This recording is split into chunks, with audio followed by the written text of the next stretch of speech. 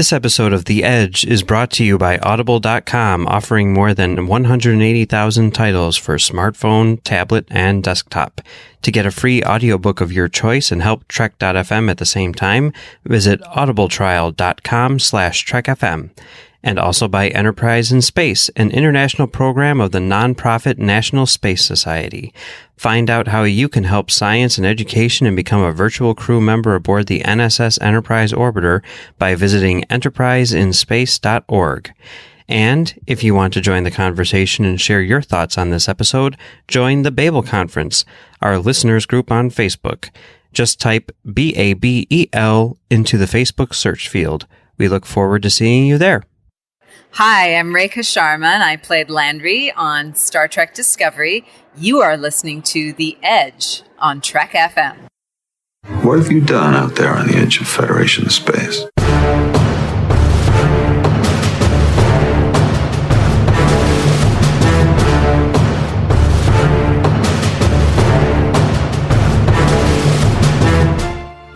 Welcome, listeners, to another episode of The Edge, Trek FM's dedicated podcast to Star Trek Discovery. I am your host, Patrick Devlin, and I am joined today, as always, by my good friend, Amy Nelson. Amy, how are you? I'm doing great, and as of the time of this recording, it is just before the Super Bowl, and so I'm wearing my New England Patriot shirt. Woot woot! Boo!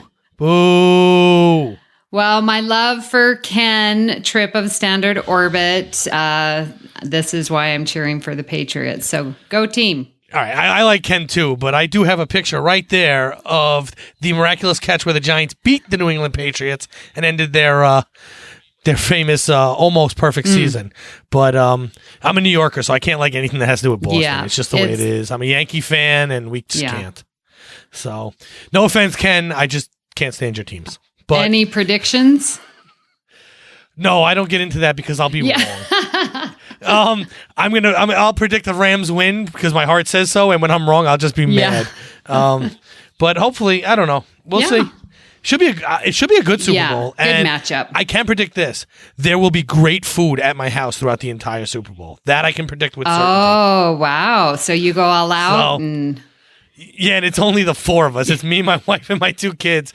And I have, what do I have? I have knishes. I have, we're going to bake wings with Frank's Red Hot. We're going to make mozzarella sticks. We're making a Sloppy Joe salsa meat dip thing that I make.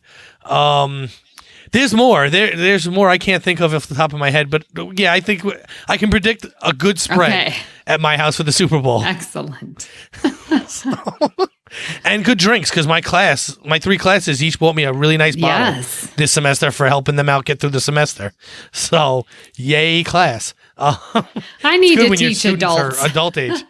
Yeah, exactly. It's really good when they're adult age because they can buy you good stuff like 12-year Macallan, 12-year double cast Macallan, and Noble Oak bourbon. So, I'm very happy and pleased. I mean, they didn't have to. I'm very appreciative of them buying anything. But they bought me really good stuff, too, which makes it even better. So they must know that you like it, so... Yeah, it's come up a few times. So,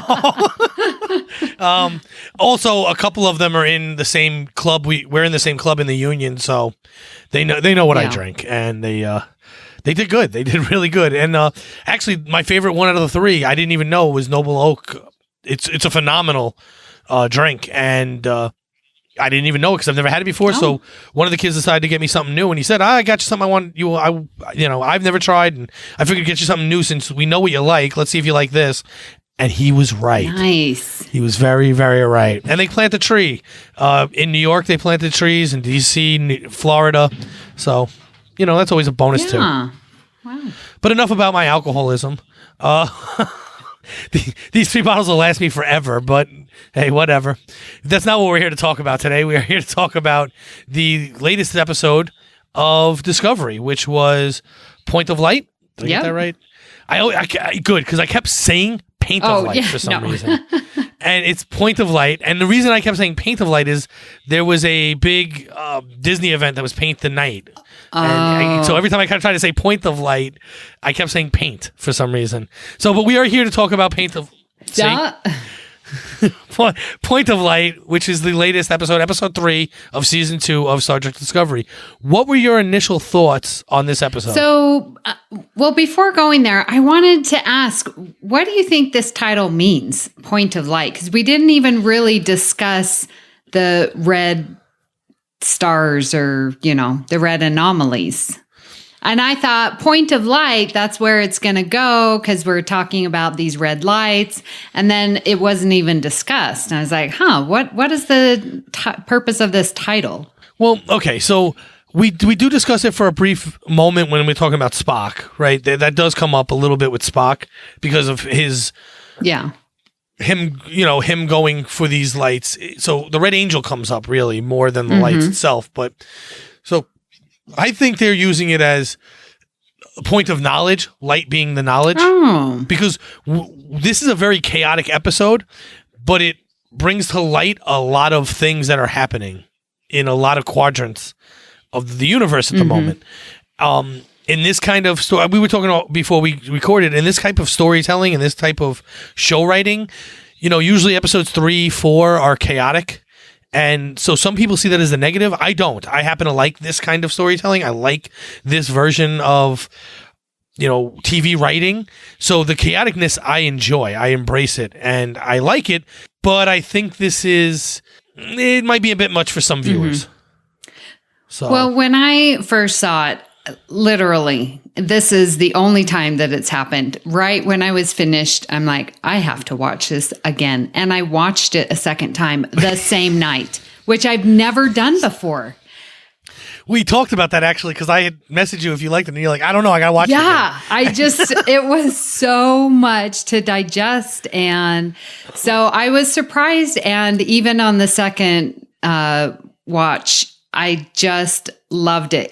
There just was so much to think about and so much to comprehend and so much to put together. And it was just making my mind go, which I think is great, excellent writing. So kudos to them for doing that. I loved it. Yeah. So one of the things about this is there's things in here in this episode that I obviously, if you listen to me at all throughout any of these podcasts, you'd know that I don't enjoy the direction they're going in. But this episode actually forced me to re-examine those positions and think of these things that I find as a negative earlier are kind of coming around to, okay, maybe I can see where they're going with this. And maybe I can understand this and maybe I can accept this story for what it is moving forward. We will still get to the same outcome that we know it's supposed to come to. We'll talk about it later, but like Section 31, for instance, is one of those things where it just seems to be in the wrong place at the wrong time for me moving to this point. But maybe I can see an outcome that makes sense. So I really enjoyed that we're starting to get to a point where the story, even though it may contradict some canon, may not actually contradict canon in the end. Very nice. So I enjoyed that. But so, all right, let's go a little deeper in parts of this. So one of the plots is the Larell plot. And it's really the L'Rell and Tyler plot, or the plot of the Chancellor of the Klingons as a whole, really. Do you believe that what Georgiou claims is true of Larell, that Tyler and the baby are a liability to her? Absolutely. Absolutely. And I was glad that she was cold enough to say it, because when you are in that high power position, and we've seen it in historical examples, we've seen it in science fiction and other movies, like when you are top dog, any person that or anything that you love or cherish becomes a liability. And for her to love and cherish Voq and now this baby definitely is a liability. And I know it's cold-hearted. I get it. Okay, so I completely agree with you. And yeah, it is cold-hearted, but so are the Klingons at this point, right? At least her enemies are. They don't care. They're not, oh, let's not hurt a baby. They're willing to kill things to get what they want. It doesn't matter what they're killing. So I agree. It is absolutely a liability. Both Tyler and the baby. More so the baby than Tyler, I think, because I think Tyler could... I mean, we're jumping around this episode to make points here, but I think Tyler could potentially become an asset at some point, even though we're not going to see that now. the baby is just defenseless for too long to become an asset fast enough to not be too much of a liability. I do like what ends up happening, and we'll talk more about that later too with Tyler, but I think that this is absolutely an amazing scene. First off, when Georgiou shows up, I mean, you had to know it was Georgiou, right? That was doing the shooting. But the fact that you couldn't see her face and that hood was really cool looking, and the little laser beam things that come out of her shoulder from behind her shoulders or whatever, that was really cool. And then for her to say, well, can you kill Tyler? That was a great line. Oh, yes. Because she holds I don't know the name of their weapons, but it's basically like a Klingon dagger. And she holds out the Klingon dagger. And what was cool about it is so many times we see them mess up in editing, it still had Klingon blood on it. Oh. It wasn't a clean dagger. Like, it still showed signs of the battle that happened 5 minutes earlier. So I like the continuity in that. And, but she's like, well, I came here. I told you what I came here to do. So now you're like, oh man, she's going to kill Tyler and the baby? That's really cold. It turns out she doesn't. But the fact that we even see that as a conversation was great for me, in my opinion. But there's a lot going on with Larell here and the Chancellorship. For instance, I can't remember his name. What was the Klingon that they ended up killing in that scene? Kol-Sha. Okay, so he says, oh, the seven lights are an omen. It's showing that you're bad, basically is what he's doing. He's blaming Larell for those lights, which I think fits in line perfectly with the Klingons and how they see the universe and how the universe interacts with them as a race. So I liked that they brought the seven lights into the Klingons, not just into the Federation. Yeah, and it shows that how expansive those lights are, that they're being... everyone's recognizing these seven red lights. Correct. They're not just affecting the Federation, they're affecting the Klingons, which means, in my opinion, they're also affecting the Romulans, and whoever else is out there at the moment looking at that part of space is seeing these things, and it's somehow affecting their society, which is good because I don't want them to just be some random red lights that are seen by the Federation, and that's all they are. I know some people had said they didn't really care for the Klingon story. I loved the Klingon story in this. I thought it was amazing. I think it's also amazing that they bring up the fact that now a lot of them have hair when they didn't last year, and they give a reason for it. I probably didn't need that information, but that information is great that they're now growing their hair out now that they're not at war, and they look more like the TNG era Klingons that we're used to. Right. They don't look as foreign. And it sort of adds that time has passed because their hair has grown out, so we get that feeling in between the seasons that there's definitely some time that has passed, which goes sort of against, in my headcanon, like when this baby was born, because we don't know the gestational length of time of Klingons. I'm only going to assume it's approximately a year, like humans. So if the baby was conceived when he was still Voq, like she was all of season 1, she had to have been pregnant. And go ahead. So she does say that they took the baby out. But how? So she knew through all season 1 that there was a child. Correct. So she says that in this episode. She says that. Oh, no, go on, because it's the next point I want to make. But go ahead. Yeah. So no matter when the baby was taken out, and yes, with technology, I'm sure they could have kept the baby alive, and obviously they did. But then the end of season 1, then we have all this time passing, and Klingon hair is growing out fast. And again, we don't know how fast Klingon hair grows, but it seemed like much time had passed, and then we see this baby, and it's still like major infant. And that's the only thing that was messing with my brain. I couldn't wrap my head around. So I'm asking you. So it didn't bother me as much because, yes, I think a lot of time has passed, and because they're not really giving us dates to figure out how far along we are. I mentioned it in the last podcast. I don't know how old Tilly is because I'm not even sure what year it is anymore. I don't know if it's the year that they started the show in, if we've gone to the next year or maybe 2 years down the line. I mean, 2 years seems to be too far, but I wouldn't be able to grow my hair that long in probably 3, 4, 5, 6 years. So again, we don't know how long Klingon hair grows per month or whatever. So they do answer the baby too small question, though, in that they talk about that the baby was in gestation outside the body because they took the baby and put it in gestation, which to me means incubator, and that's why the baby is so small. She actually says those words. That's why he's so small. So I can look past the size of the baby because they're kind of giving me a scientific reason, whether it's garbage or not. You know, they're basically saying the baby was born early, kept in an incubator, and so it was a preemie, and preemies tend to be smaller than full term babies. Plus, we don't know. Maybe Voq, because of his white skin, would have been born smaller too. That might have been a genetic trait. We don't really know enough about their genetics to know. You know, I can see that. Yeah, I had my twin nephews were born at 5 months, and they were very, very small until they probably caught up around age 7.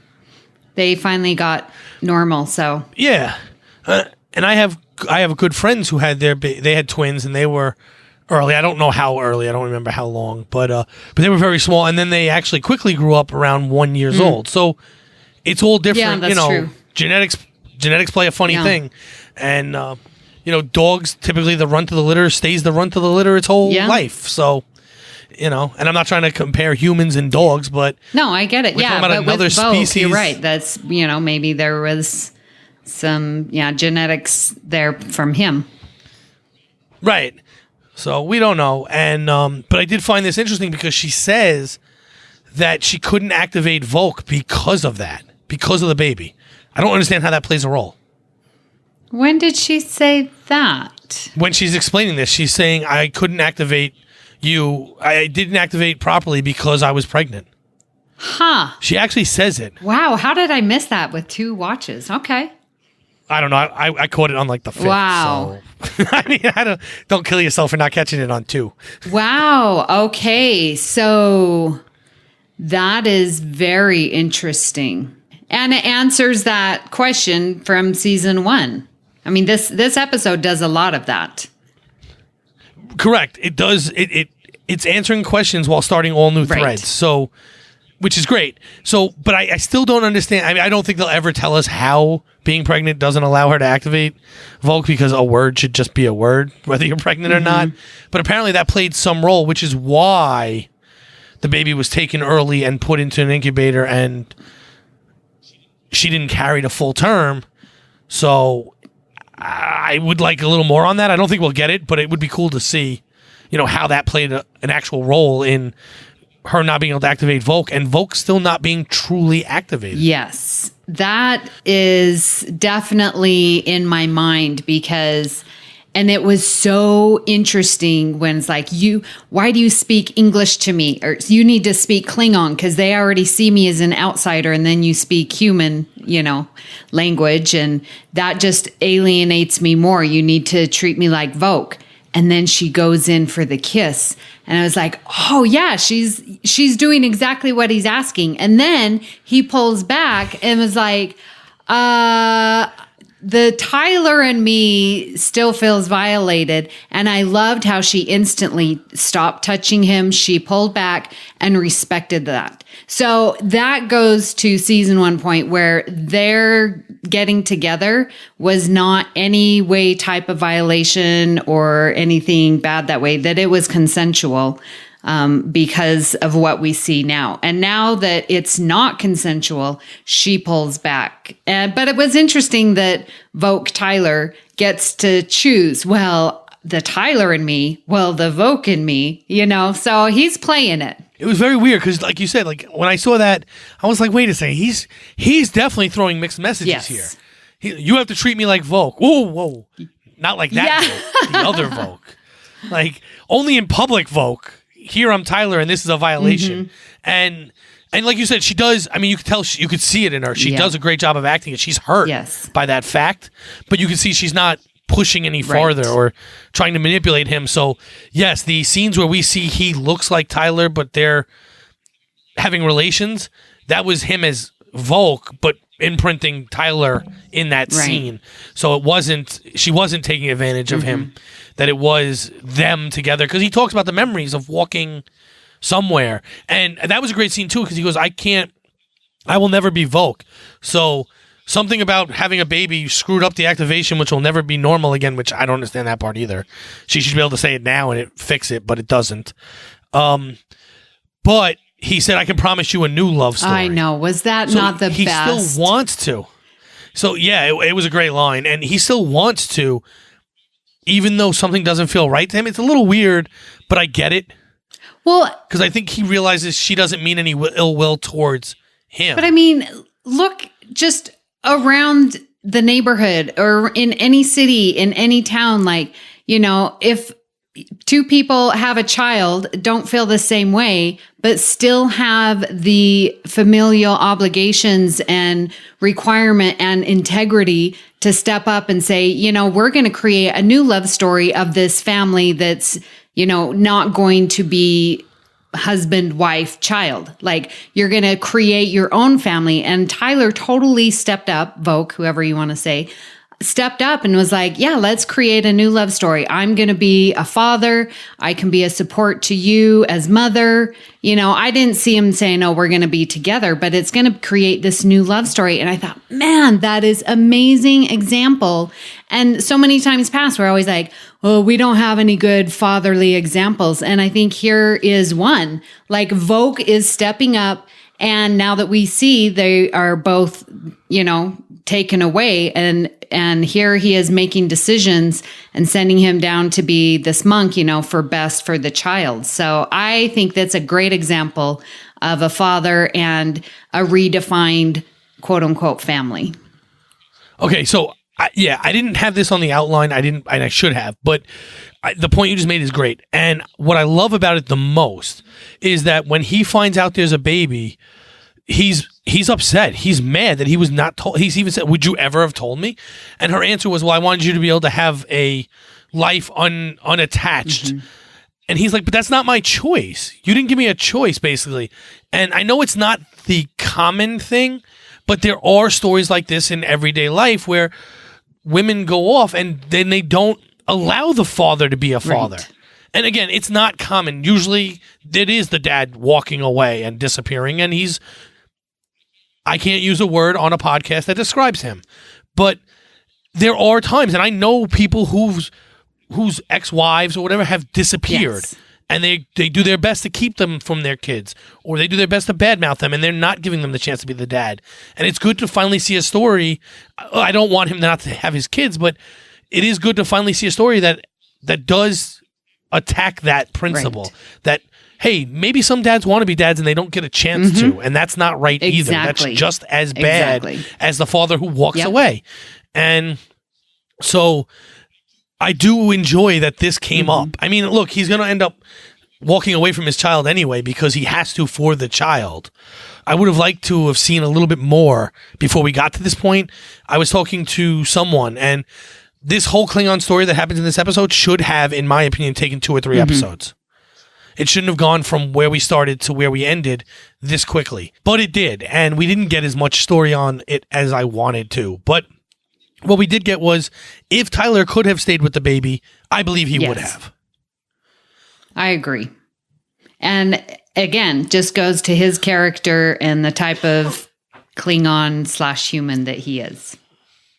Right. So now I think this plays into both Tyler and Voq, though. I think both of them were honorable men / Klingons. Yes. Even if we didn't agree with Voq and what he wanted to do in season 1, he was the type to be honorable. Yeah. He would have stayed by his child. He would have fought to the end for who he believed was running the Klingon Empire. Those are the things that Voq had as parts of his character. Well, and we see that. So this is not surprising. Yeah, we see that exactly from day one, where he's, following Takuma and, wanting to get back to the morals and teachings of Kalish. Like, that's exactly who Voq is. And it's good to see that he still is that same way. Right. And I find it interesting that they used somebody, the original Ash Tyler, who kind of has the same motives as he does.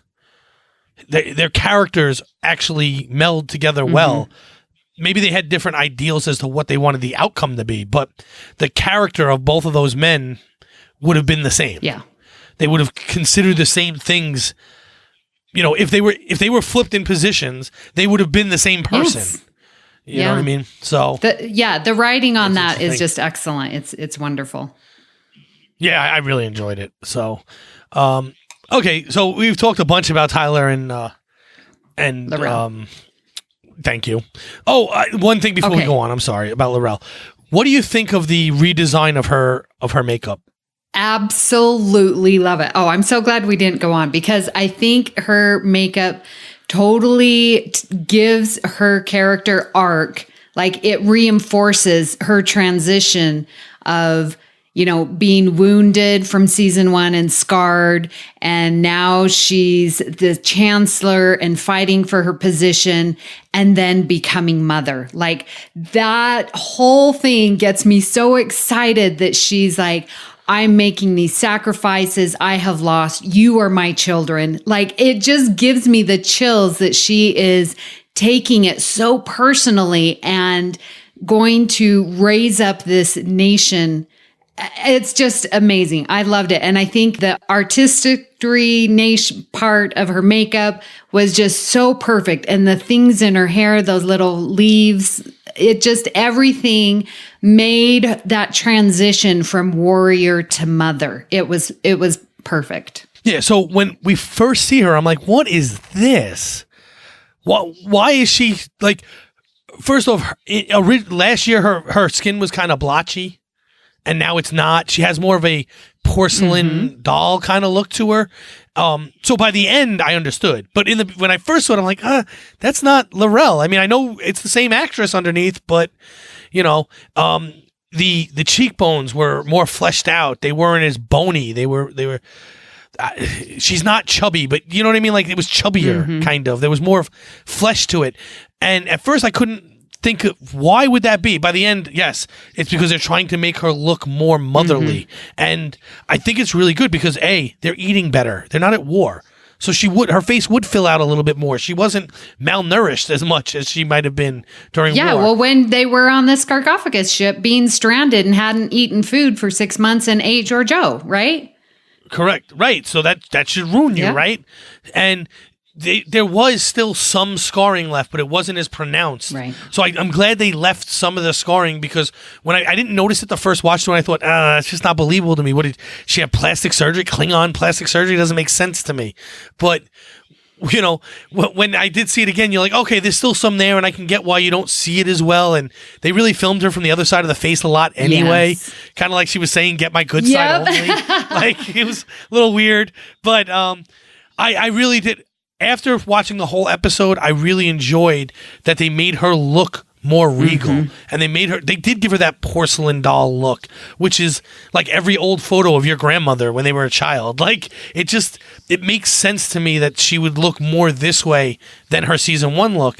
I know there was some pushback from people on that because they wanted her to look more like she did last year, but this makes sense. She's not a warrior anymore. She's a chancellor. Right, exactly. She's a mother. Exactly. And so, yes, the hair, the adornments flowers, that she had. Not flowers, but the leaves and all that. It all makes sense. And the chubbier, cheekbones, instead of it being so skull-like, all of that makes sense considering what we've seen to change. And even, like I said, they're looking more like, not exactly like the TNG era Klingons, but they're looking much more like it than they did last year. So, and I think this was all on purpose. I don't think this was an accident and they were like, people are mad they look different again. Let's fix it. I think this was always the intention to get to this point where, it's wartime's over. We grow our hair out now. Yeah. So, that's what I thought about that. But, okay. So we've definitely given a lot on Larell and Tyler now. So we can move on to the B plot. Possibly C. No, probably B. Tilly and May. Yes. This is an interesting plot in and of itself because, so first things, why do you think the parasite manifested itself as someone Tilly only knew for 6 months? Yeah. The question of, May showing up, like, why was it this character? How did the alien know to appear as May? Like, there's some questions I just don't know, because Tilly knows hundreds of people. She's been through Starfleet Academy. It could have been, anyone. It could have been, a childhood friend. I get it, because I guess it's just so typical, a childhood friend and then died. I don't know. It just, go. Couldn't they have written this as a friend that was more of a friend than, like, she even says, I knew her, I met her, was there for 6 months, I left and never spoke to her again. Like, she's not, last week, I talked about how a good friend from junior high school, but it turns out it wasn't a good friend. It was a friend, someone she knew, but that I would classify May as an acquaintance. Yeah. Not a good friend. It was someone you knew for 6 months. I have plenty of people that I went to grade school with and they moved away. And if I were to be attacked by this parasite and that person came to talk to me, I'm not in Starfleet, so I'd never be able to figure out where they were. Like, I wouldn't even remember their first name. I know. And that she remembered her last name. So that sort of goes that May did have an impact on Tilly, because she was able to remember her first and last name. So did she, or did they show you? I thought they showed you her say May something, and the computer came up with Ahern. No, I think she searched May Ahern. I don't know. Okay, but yeah, it's a weird choice. It just doesn't. And I don't know how the parasite would know to manifest itself that way. It is very weird. Okay, so I have somewhat of a theory on why it picked May. That's kind of out there, but I think that this possibly confirms that the mycelial network may be heaven. Okay. Or maybe attached to heaven. And that's why the parasite, who is obviously, we've learned now, part of the mycelial network, picks someone it knows is dead from your past. And maybe this is the only person it knew from Tilly's past that was dead. Yes. And I think that sort of goes back to what we talked about last week, with this heaven and eternal life. And so I am starting to feel that the mycelium network is this idea of heaven, because we've seen Kolber in it, right? But have we actually seen Kol? See, that's the problem with this theory. Yes, we saw him last season. Yeah, but we also thought we were looking at May, and it turns out we were looking at a parasite. See, it could be the same problem here, and I don't want that to be, but that the mycelium network is manifesting itself as Kolber to Stavros. Oh, just as May was a manifestation. Correct. Okay. Right. I don't want that to be the case. I'm not, I don't really like that idea. I'm not on the, if Kolber's dead, he should stay dead in all realms boat. I'm more of the, he should just stay in heaven boat. But I don't want this. I almost don't want the mycelial network to be heaven, because if it is, then there's a good possibility that Kolber isn't really Kolber. It's just a manifestation of a parasite. Yeah. And it was really, I see where you're going with it. And then to find out that it was just a parasite, I think sort of undermines that theory a little bit. Because, it's weird. So, I'm glad we did have an answer for the little green dot landing on her shoulder. The spore. It's a little weak for me, because one problem I have with it is the reason it happened is it was because it was a mirror universe spore, not our universe spore, except the spores are supposed to be connected throughout all the universes. No, that's what makes it make sense for me. I love that it's mirror universe spore. Because then I think that sort of gives me the differentiation between May Ahern and Hugh Kolber. Okay, so maybe you're right, and I hope you are. I really do. I feel like because the mycelial network interweaves itself through all the universes, that the spores would not have any difference between them. You know what I mean? Like, that's what makes it weird, is they should just be spores. and that's it. Well, but we know that the spores were dead in the mirror universe that was going to eventually expand, but the death in the mirror wasn't necessary. I mean, because Prime, we were still traveling on the network, even though in mirror it had already collapsed.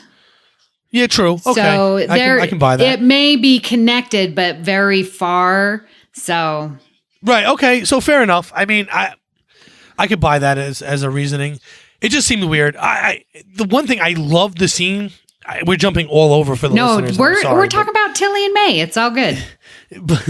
but I loved the scene where he pulls the only thing I don't like about it, and I'll give you my one negative about this scene, because I love the fact that everything having to do with May seemed like a horror movie. When she talked, it talked twice and it reverbed, and all these things, like, they were just very reminiscent of horror movies of like the 80s and 90s. But when it rips out of her chest and it's this big blob of, looks like a brain, really? Spock's brain. Why did that not do any damage? Well, Spock's brain. Yes, exactly. So, but why didn't that do anything?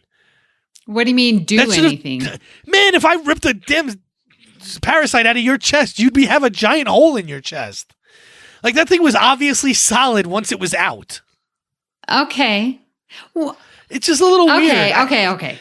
But if you think about traveling through the network, like the tardigrade is a being solid, right? Physical solid being. But when it's traveling... Do you think that it is a solid being? Do you think that the Discovery is a solid being as it's traveling through the network? No, I don't. But I don't think it being ripped out of her chest is equivalent to it traveling on the network. I mean, they're just using that thing that's like, it's just different gravity. It's not. And then it can be stopped by a little bubble of... a force field. Shields? Yes. Well, why can't it just phase through that? Because they were able to hold the tardigrade in with the stuff. Yeah, I didn't buy that one either, if you remember. All right. Well, okay, I see your point. I didn't have a problem with it. I felt that it just... Most people won't. I know, I'm came reaching. Out of her chest just fine. The problem I had with it is knowing how curious Tilly is. And how much that she loves the spore drive and wants it to be successful. And she finally now has an audience of her friends that believe that she's not crazy. And now she's actually being able to communicate what May is saying now to people who believe her.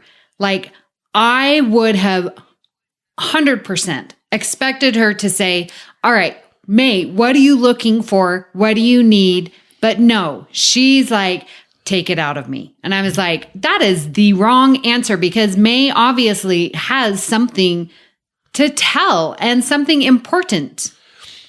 So I didn't appreciate that. And I didn't like that she did that, but it seemed to me to be within her character at the moment. If that makes sense. Because she was so distraught that she felt like she was, okay. It had to go. I mean, look, you're right. Normal circumstances, she would have wanted to talk to May. Yeah. Because now, all right, let me just rewind a second. When she sees the captain, she's like, he's funny. The captain's not funny. He's terrifying. So at that moment, and even Tilly says it, no, you're talking about Lorca. Everyone in the world had to be thinking she was talking about Lorca at that moment. I didn't even think Lorca until Tilly said, oh, you mean Lorca? And I was like... So who do you think she was talking about? Well, I didn't know, but I did not think Lorca. That's fair. So I did think she must be talking, because she kept saying captain. I want to talk to the captain. So I just thought, oh, she must be talking about last year's captain. But nobody in the world could have been thinking Stamets. But when she said, he's the one that's in the spore drive, driving around. That's when it made sense. Yes. Wasn't that brilliant? I loved it. It was. And I think that's great, because that's a perfect swerve. They're giving you information. She keeps saying captain when she really means pilot, right? But she says he's terrifying, and he's terrifying. Tilly says Lorca. Everyone at that point, nobody can tell me they thought Stamets at that moment. But once it comes out, then yeah, I agree. That makes sense. I thought that was a perfect storytelling device, the way they got you to Stamets. But now, why is Stamets terrifying? Because don't you remember season 1? He was a jerk. Okay, fine. And I thought that maybe that is it. Maybe it is because she's scared of Stamets, or maybe it's because she's scared of Stamets leaving at this point. There's a lot of reasons why she could be saying terrifying, or maybe we're going to find out Stamets does something terrifying at some point. Well, and we don't really know. Well, we saw mirror Stamets in the mycelium network? Because it was Stamets leading Stamets through the ship and explaining that the mycelium network died. So maybe Mirror Stamets made the network die, and that's why May feels that he's terrifying. Maybe. So I find it, I don't think we're done with this story. No. I definitely think we have a long ways to go, and we'll probably get an answer around episode 8 or 9. Because, she's setting it up. We need to communicate with this green spore, May, whatever. And we need to figure out what she is trying to talk to Stamets about. Absolutely. And I think it's great. I don't know where it's going. I'm glad that I'm not able to just see. They're not telegraphing their next moves, which is great. That's what I want in this kind of story. This is not a TNG era episode where when it ends, it ends. No, I want to be surprised. I don't want to be like, that's going to be Spock. Oh, that's going to be Voq. Oh, I don't want that.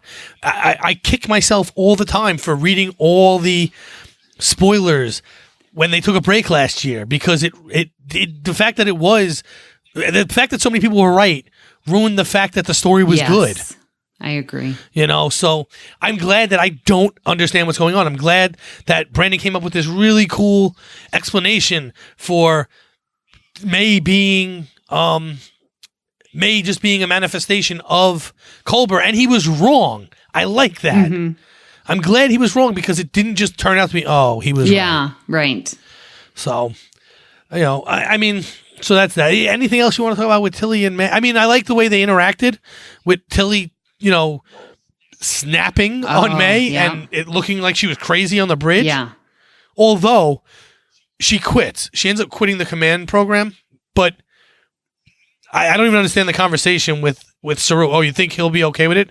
And he's like, well, I don't really know him well enough, but he has a sense of humor. Yeah. Like, you were clearly compromised. Your quitting doesn't count. Agreed. I don't understand why that's even a conversation, but whatever. I guess they have to mention it, right? So, but I liked all those interactions. And again, I like the fact that every time we saw May, she would talk in doublespeak, or what I call doublespeak, where she'd say something, then it would kind of echo again, and she would say it again, and it would echo, because that just reminds me of those old horror movies. It was obviously, to me, it was a tip that we had to know that something was wrong here. So, and it turns out it was a parasite. So I thought that was really good storytelling. Anything else you want to mention about Tilly and May? No? Cool. So we can move on to plot C, which is probably my favorite plot, because I think it's the one that's going to dominate the end part of, or the middle to end part of this season, is the Amanda and Michael story. And in this, first off, to you, is it believable that Amanda was able to find a way to get these records and steal Sarek's ship? Oh, do you think she stole it? Well, how does she explain away taking the ship to go see Michael? Well, I think she just took the ship. I mean, I don't know. They're married. It's like sharing a car. I don't know. I guess. I mean, except my car comes from the government. And it's a battleship with thousands of people on it. She can't fly it on her own. She's not just sitting there with the radio on. I didn't think it was a big battleship. I just thought it was like a Vulcan ambassador cruiser, that it was like a small... I guess it still takes a complement of people. Well, yeah, but I mean, they're ambassadors. They're going to have what you called servants. Yeah, I guess. Okay. I don't know. It was neither here nor there to me. It's just an interesting question. I loved it. That it's like, I recognize that. That's Sarek's ambassadorship, and then and the filming on that. Londe. Oh yeah, when they show the pad. Yeah, and then they see the light, and then it's coming from her perspective, so we can't see who it is, but we can see Michael's reaction, and it's like, that's not Sarek, and it's Amanda. So, yeah. Yeah, that was really cool. So, interesting fact, I didn't know about Amanda. She was actually Sarah in City of Angels, the Crow story. So that's how long she's been acting. So that was 96. So she actually was in a movie 2 years earlier than that. But I knew I recognized her from somewhere, and I looked it up, and I recognized her from Crow City of Angels. So, because when I see her, actually, especially early in the episode, I'm like, she's not old enough to have children. This age, like, it just doesn't make any sense. And then it turns out she's really like 45 years old. So yeah, she is kind of old enough to have children, at least close to this age. Anyway, just an observation. Yeah. So now, do you think Sarek knows what she's doing? Because I don't. Yeah, now that is an interesting question, because we know, from the first 2 episodes, like, Sarek is definitely concerned. But do Sarek and Amanda talk in such open terms like that enough so that she would reveal her plan to go and help Spock? I don't know. I want to say yes, that he would know, but I sort of feel like the answer is no. I just don't know their relationship. So I think all the proof is in this episode that he has no idea, because he could just open those records. Being his ambassador, he would have ties to people who could get that information for him. So if he knew, she wouldn't have to look for Michael to help. In my opinion. Okay. So she went to Michael because she didn't want to go to Sarek. Right. Whether she knew he would be against it or she didn't want to involve him. But if she didn't want to involve him, she wouldn't want to involve her daughter either, who's already in trouble once. So I think that she's either afraid to, or went to him and he said no, and then she still went off and did. Yeah, that could be. So something happened, but I don't think he knows what's going on right now, because if he did, he would have hacked the files himself. So I think that's where that is. The interactions between Michael and Amanda are amazing through this episode. One of them I really didn't. When they're talking to Pike, that one was a little weird, because he says, "Is she always that bossy?" And she's like, "On our planet, on Vulcan, we call it persistent," or something like that. And like, that didn't even make sense. I loved it. She wasn't being bossy, though. She is bossy, and by bossy and persistent are not persistent synonyms. And direct. Like, yeah, and Pike, he's just more laid back, so he's going to be using that lingo, that vocabulary. And, Amanda, being on Vulcan for her entire adult life, like, she knows the different vocabulary. Well, we call that persistent. And she learned it from me. I love that part. And I love their bond that they have. But I thought that was totally believable, because Pike is just more laid back. So I thought the end was funny. I thought and she learned it from me. Okay, I get that. I didn't find her as being bossy. Maybe I'm wrong. I don't know. I don't have a problem with Pike using words like, "Oh, is she always this bossy?" That doesn't bother me, because, where's my red thing? I expected a red thing. Like, I get it. I don't know. It just didn't speak to me. Everything that happened after that was cool. When he goes to the viewer screen, that was kind of weird, but I liked it. Oh, you're like you and my grandmother are the only people who still use viewer screens. All right, well, I have to meet your grandmother. Like, that is completely within line of his character. Well, she's a great person. I should meet her. Stuff like that. And then to find out that it's classified not because he's in a mental institution, but it's classified because he committed murder. Yeah. What did you think of that twist? I think it's insane. So, all right. So I had this as like plot 3 and 5. I guess we're just gonna mix them up together now. But okay. So I thought it was crazy, because where's this murder case coming from? We've never heard of it before, right? So we don't even know what to kind of expect. Can we never say that again? This is so ridiculous, and I'm not picking on you per se, but so many fans. We've never heard of that before. I'm not. It's not a negative. I'm not saying it is the negative, but some things you're going to hear and you're going to be like, okay, I know where this is going. No. Where is this going? This is brand new story that's filling in the gaps. Of course, we're not going to hear it before, because it's a brand new story. So the fact that Spock may or may not have, we've never had a mutineer before. Well, now we have one. We've never heard of this before. That's a bunch of BS. Oh, but I'm not yes, saying you it that are. way. No, I'm not, because I don't think it's a negative. What I'm saying is, what I was saying was, we have not heard anything about this, correct? About what? It's brand new about information. Him committing murder. Wait, about him committing murder. We've never heard that before, right? What do you mean never before? You mean from season 1? No, from okay, anywhere. then I don't want to talk about anything outside of Discovery. This is a brand new story. Wait, I'm not. I'm staying in Discovery. Answer the question. We never heard of it. Have you heard of anything about 1? Spock committing murder? Right, okay. I don't even know where we're at anymore. Hold on. So, this is not something we have any knowledge of. Period. End of story. I'm not saying it's a bad thing. I understand people use that to say it's a bad thing a lot. That's not what I'm doing. So, because of that, I don't even have a clue as to what to look for moving forward here. That's all I'm saying. Okay. That's it. I'm not saying it shouldn't happen.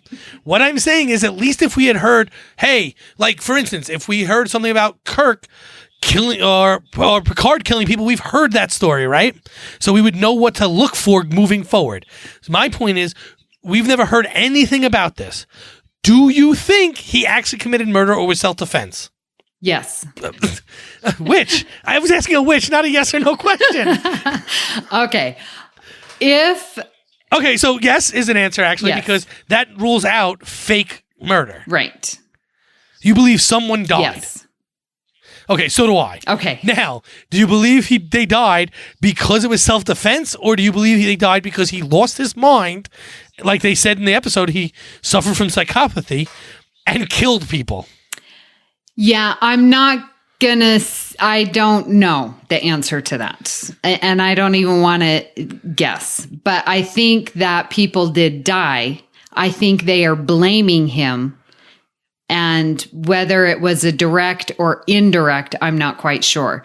But he could have done something that caused people to die. Do you see the differentiation I'm trying to make there? Yes. Right. Okay. So some action of his could have caused death, and they blamed him for murder. Yes.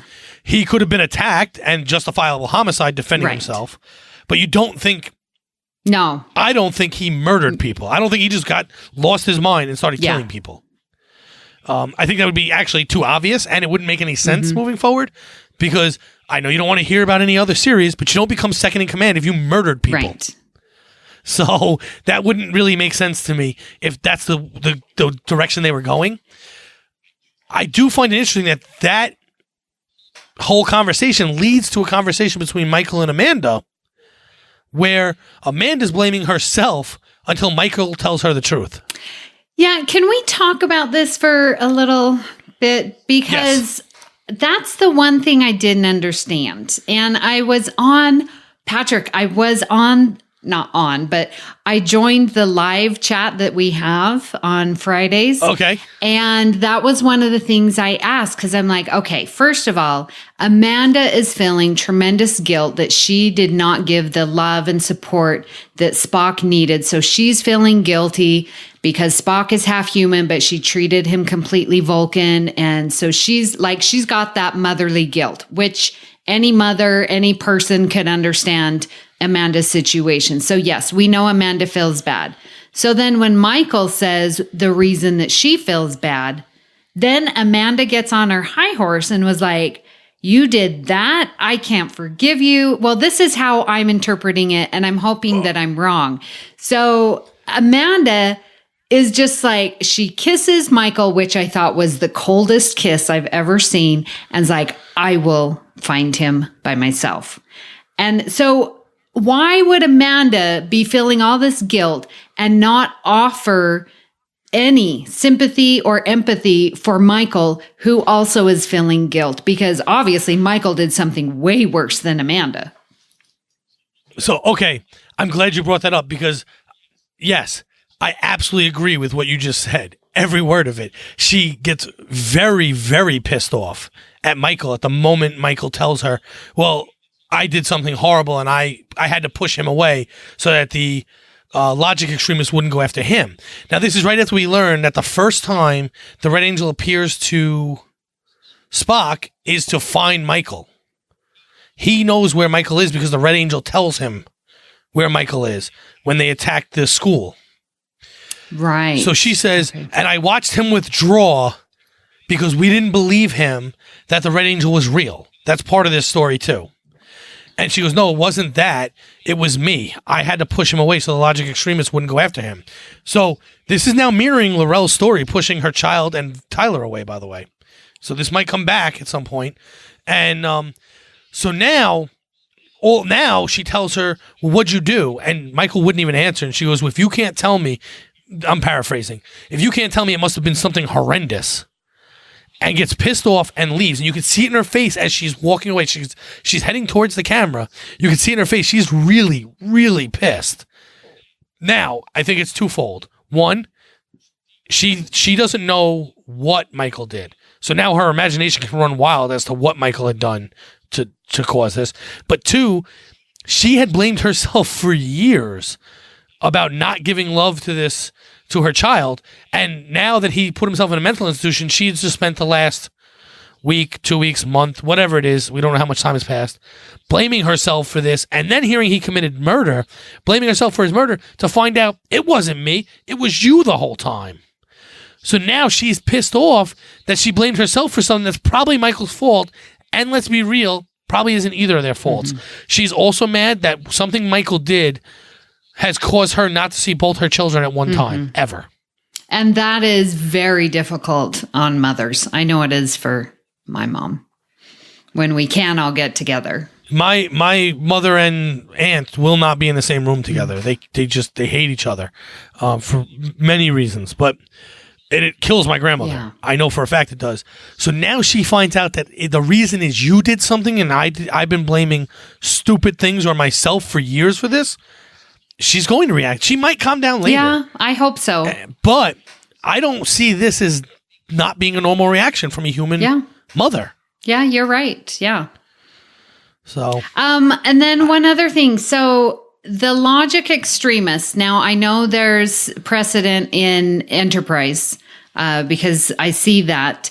And then we know that the logic extremists blew up the shuttle when it was going in season 1. Remember that guy? Yep. So are they attacking Michael, specifically Michael and Spock, because they are not pure Vulcan? Is that what the assumption is? That's my assumption. That's what I believe. I believe, they're going after Michael because they're trying to get at Sarek for allowing humans to be involved. Okay. They're already mad at Sarek for having a human wife, a half-human son, and now taking on a human daughter. Okay. So then they were trying to hurt these. Okay. All right. It makes sense. Yeah. Yeah, that's how I see it, because humans would ruin what they're going for. Yeah, they're purists. So, got correct. It. Okay. They're extremists and they're lunatics. Yeah, they are. But so that's what I think that's what they're trying to convey with all that. Because we've seen that in all the versions of them. It's always, that's what they're going after. So I don't see that as a problem. I don't think there's much more to talk about with Amanda and Michael. I think you've yelled at me enough. Sorry. You're going to yell at me more, though. We're going to talk about Section 31 now. All right. Okay, so with Section 31, I find it very plausible. Do you find it plausible that they are that vested in Larell's keeping the chancellorship? Okay, so you probably know more, but what is the purpose of Section 31? Your interpretation. Do you want my interpretation via David Mack, who wrote the book on them? Okay, so the reason they were created in DS9, right? I know you don't want to hear outside of here, but I do. The reason they were created, and you just yelled at me not to, and the reason they're in the books is they are a group outside of Starfleet, completely and utterly outside. That's the problem with them. See, now most fans make the mistake, and I was one of them right up until I did an interview with David Mack, that saw them as a secret organization within Starfleet. The problem is they are a secret organization outside of Starfleet completely, which means they shouldn't have badges and shouldn't be on ships. That they find people in Starfleet and Vulcans and Andorians and Klingons to recruit into their ranks so they can make moves, kind of like how people would say the Illuminati. That's kind of what they're supposed to be. Okay, so you told me who they are. But what's their purpose? Are they supporting the ideals of Starfleet? So my interpretation is they were supposed to, but there's nobody governing making sure they are. Because they're not an entity of Starfleet. Okay. Correct. All right. So I don't know how plausible, not knowing their purpose, if they would be that interested with Larell. Okay, but Go ahead. But now in this version, they are part of Starfleet. Why do you say that? Because I ask, there are a lot of security guards that wear badges that have nothing to do with the police force. So Section 31 could have people on starships carrying around these badges because they belong to Section 31, just as a security guard in a parking lot has a badge, wears the uniform, right? But they are not police officers. I guess. I mean, the fact that they're seen on the Discovery ship makes me want to say they're part of Starfleet. I know the one guy is really messing things up because, yes, we saw him when Burnham came on in Context is for Kings with the black badge and ooh la la. Yes. I think that was pure shock value, and I don't think they thought that through because I agree with you. They shouldn't be wearing these black badges. Yeah, the black badges ruin everything, but I think I can fix this in my own head. It just takes the 100 years that this show takes to get to DS9 for that to happen. So now do you think it's plausible Starfleet is so invested in Larell? Yes, absolutely. Right, so do I.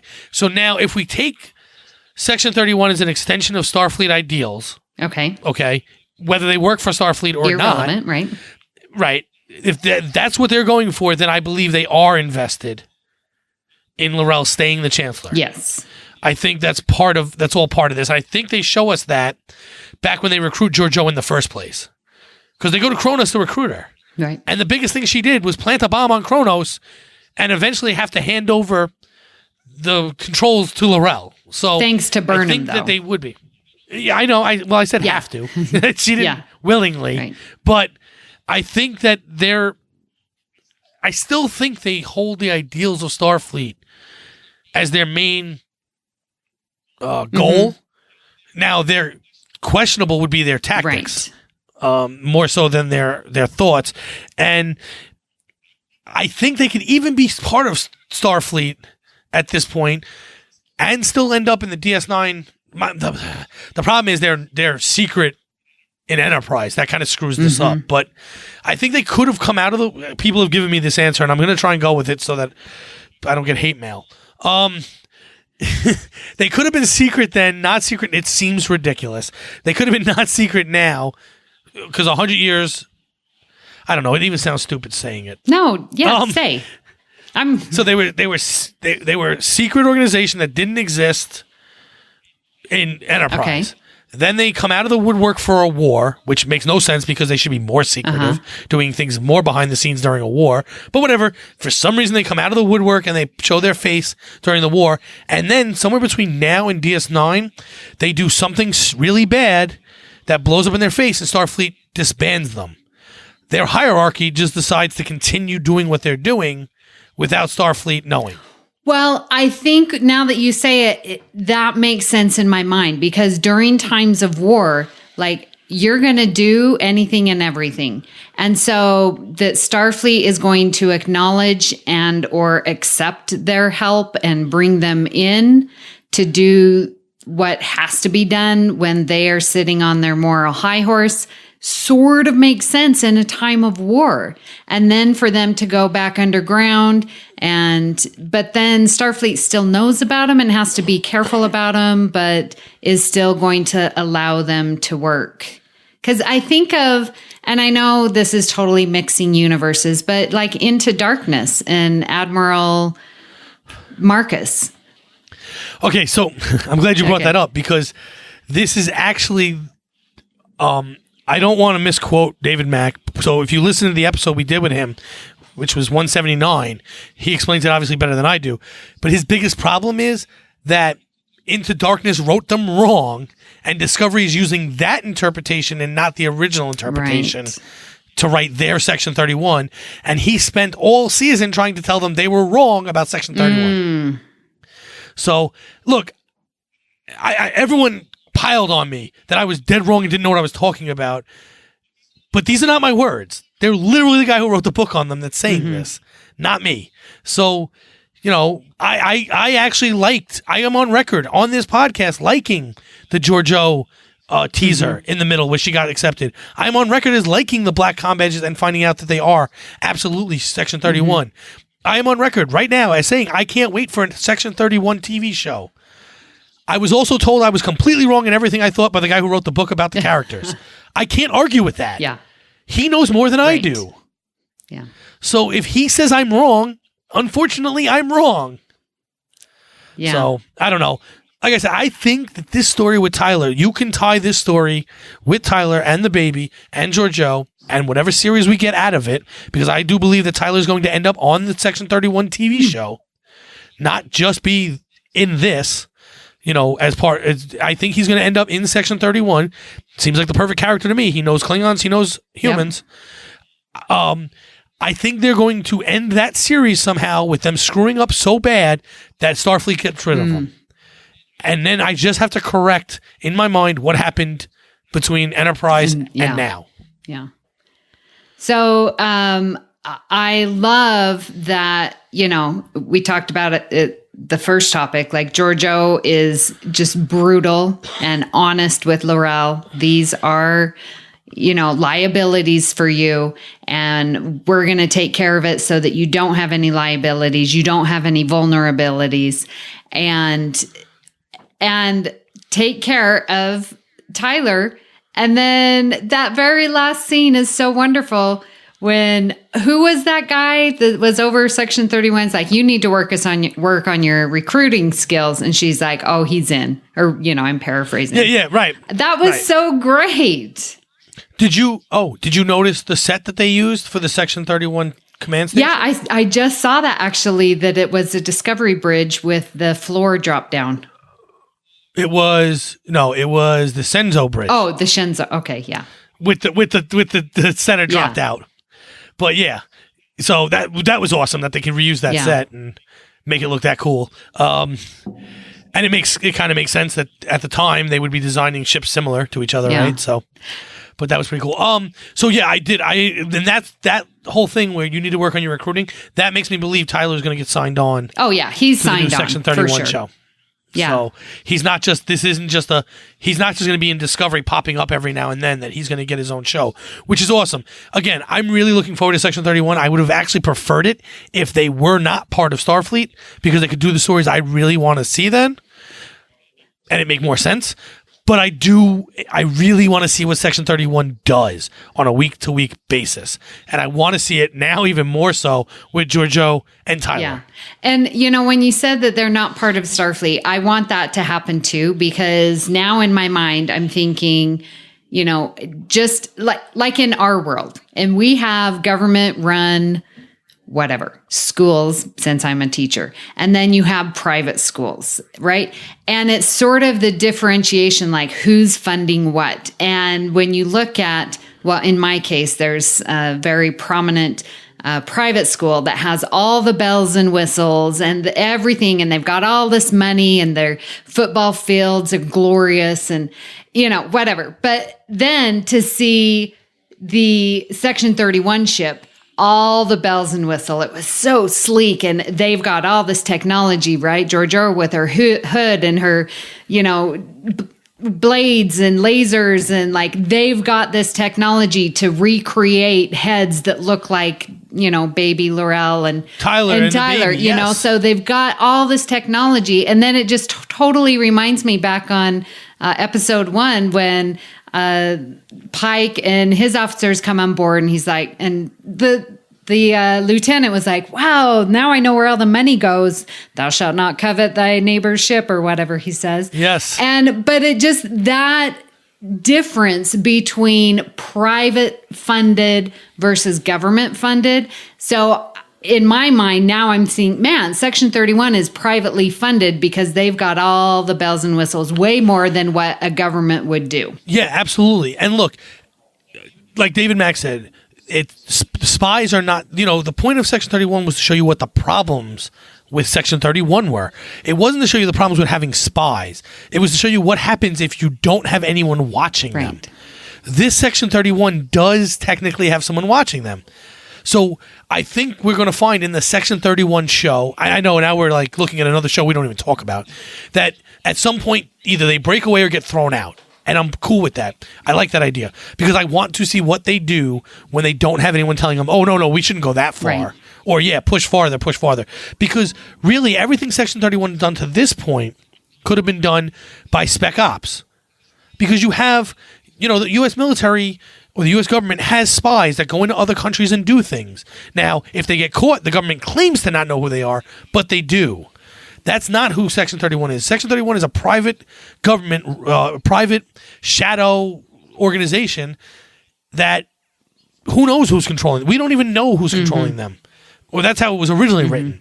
And I want to get to that point. Right. I want to see that in the Section 31 show and even maybe possibly cross over into the Discovery realm and see them start to do things that maybe the Discovery has to fight back against. Yeah, I agree. Yeah, I agree with you. That's what I think. I guess that leaves us just with our final thoughts. So do you have any final thoughts on this? Man, we have really talked a lot about this episode. There was so much to, like we said, just discuss with all these multiple plots going in. And you are exactly right. When we are in this season-long arc, like we've got to get a punch of information. And here it is, staring us in the face, episode 3, Point of Light.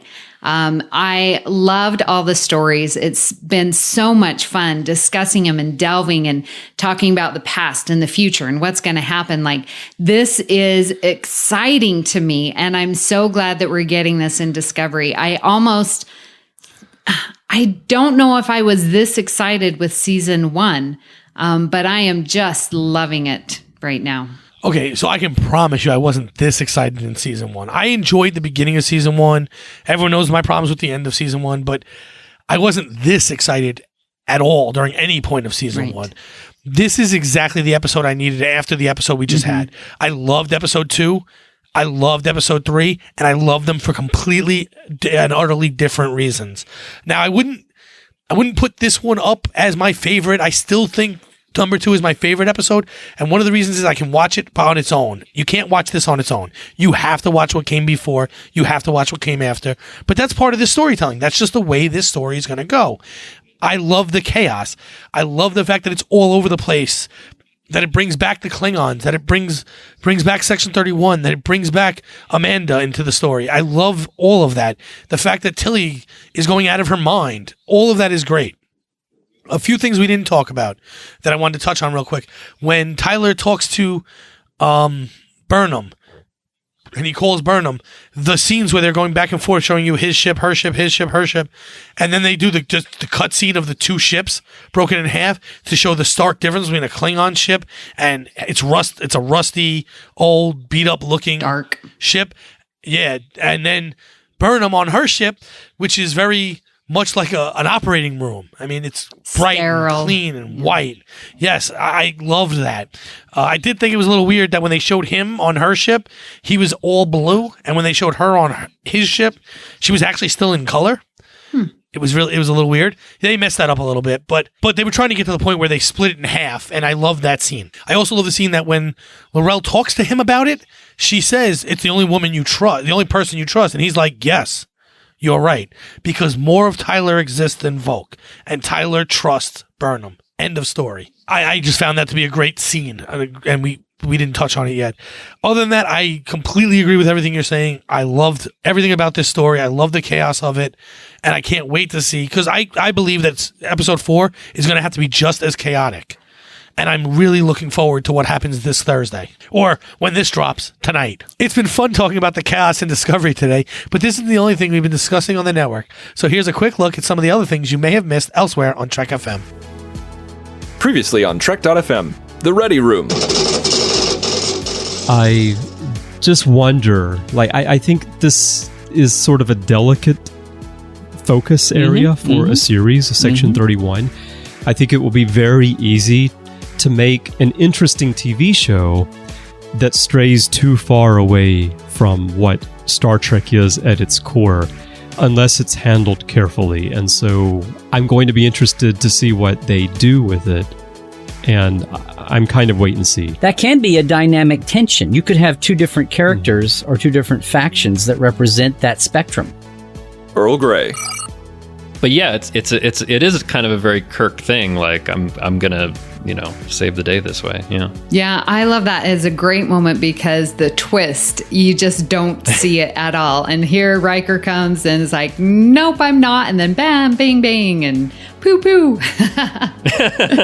Yeah, I think the first time I saw it, I was like, oh no, if Riker's infected, how are they gonna get up? Oh, wait a minute. Yeah, right. Yeah. And just right to the very end, it was great timing on that. Yeah. The Orb. The way that you live your life is a routine and a pattern and almost an addiction because it becomes just what you do. And to break out of that takes immense work. And therefore, you usually, when you're going to make a change like that, you need some sort of safety net. And Burrell hasn't been in a place where he feels that long enough, even though Kira is kind of offering that to him. The Edge, a Star Trek Discovery podcast. Pike's answer was a little, well, I owe you a simile. Like, oh, come on, dude. But when he talks to Connolly, he's like, do you see how many syllables died? Like, that was great. That was so funny. Oh my gosh, that was amazing. I'm being a bit contradictory here because I like Pike for the reasons I don't like Tilly, but... And that's what else is happening on Trek.fm. Check out all of these shows and join the conversation about your favorite corner of the Star Trek universe and beyond. You'll find us wherever you get your podcasts. If you're an Apple user, be sure to hit the subscribe button in Apple Podcasts on iPhone, iPad, or Apple TV, or the desktop iTunes app to get the latest episodes as soon as they are published. And please leave us a star rating and written review. Because, listeners, if you remember last week, we are having a giveaway. So during the duration of season 2, please go to iTunes and leave us a star rating and written review. Your name will be entered into a drawing to receive a season 2 Captain Pike pin. I'm holding him up right now. So please do that, and we will have the drawing at the end of the season. By the way, I'm trying to get one of those pins in the worst way because those things really are really cool, but I'm not eligible, so I'll just have to go get one another way. But if you're not an Apple user, we've got you covered as well. You can find our show on Google Play Music, Stitcher, TuneIn, Spreaker, SoundCloud, YouTube, Windows Phone, in most third-party apps, and you can stream and download the MP3 file from our website or grab the RSS link. We'd love to hear your thoughts on today's show, and there are many ways for you to do that. The best place to join in the larger conversation is the Babel Conference. That's our listeners group on Facebook. Just type Babel, B-A-B-E-L, into the search field on Facebook, and it will come right up. If you'd like to send us an email, you can use the form on our website at trek.fm/contact. Choose to send to a show, and then select The Edge. That will come right to me. You can also find the network on Twitter at TrekFM and on Facebook at facebook.com/TrekFM. So, Patrick, where can people find you when you are not a blob from the Mirror Universe? So when I'm not a blob from the Mirror Universe, which I try and do as often as possible because it's just easier than having muscles and bones, you can find me on Twitter at MagicDrop5. It's one word, but the 5 is a digit, not letters. You can also find me on the Babel Conference. I've actually been somewhat active there recently because I like interacting with the listener.